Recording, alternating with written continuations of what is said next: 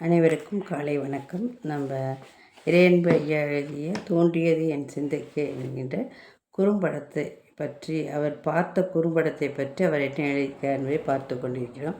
இதோ உன்கா என்கின்ற இந்தி குறும்படம். மசாஜ் பார்லர் ஒன்றுக்கு வசதி படைத்த பெண் ஒருவர் அடிக்கடி வருகிறார்.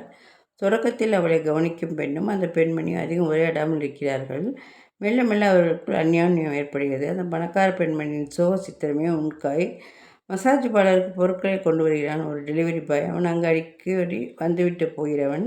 அப்போது வாடிக்கையாளர் பெண்மணி வரவேற்பு பணியாளரிடம் பட்டியலை நேர் செய்துவிட்டு தனக்கு மசாஜ் செய்த பெண்ணுக்கு 500 ரூபாய் அன்பளிப்பாக தருகிறார். நீ சீன உணவு சாப்பிட வேண்டும் என்று சொன்னாயல்லவா, செய் என்று சொல்லிவிட்டு சென்று விடுகிறார். வழக்கமாக அவருக்கு மசாஜ் செய்யும் பெண்ணிடம் வரவேற்பு பெண்மணி என்ன சங்கதி, இவ்வளவு டிப்ஸ் என்கிறாள். அதற்கு அவள், உங்கள் முதுகில் நிறைய முடிச்சுகள் இருக்கின்றனவே, உங்களுக்கு ஏதேனும் கவலையா? பயப்படாதீர்கள், அதை தானாக போய்விடும் என்றேன் என்று பதில் சொன்னான். மேலும் தொடர்ந்து அவளுக்கு எதனால் கவலை என்று கேட்டதிலிருந்து நான் சிரித்து விட்டேன். அவள் தன் கணவனின் பிறந்த நாளை எவ்வாறு சிறப்பாக கொண்டாடுவது என தெரியாமல் தவிப்பதாக சொன்னார். அதற்கு பிறகு கணவனை பற்றியே பேசுவார். அவர் தன்னை எவ்வளவு நேசிக்கிறார் என்றும் எவ்வளவு அன்பை பொழிகிறார் என்றும் சொல்வார். தேவதை கதையைப் போல திருமணத்தால் அழியாத அன்பு அவர்களுடையது. அவர்கள் எல்லாவற்றையும் விட மனைவியை அதிகம் நேசிப்பவள் என்றார்.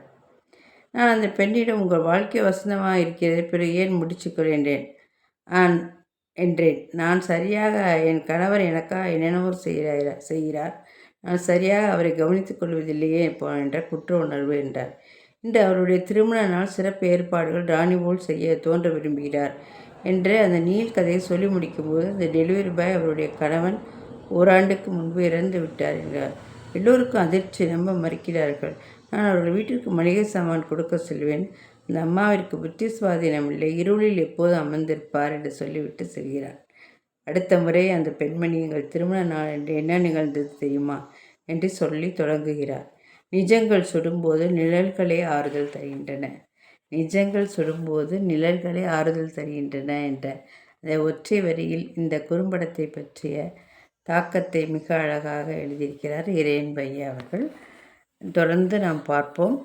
என் சேனலை லைக் செய்க, சப்ஸ்கிரைப் செய்ய, அதே போல் ஷேர் பண்ணுங்கள். நன்றி.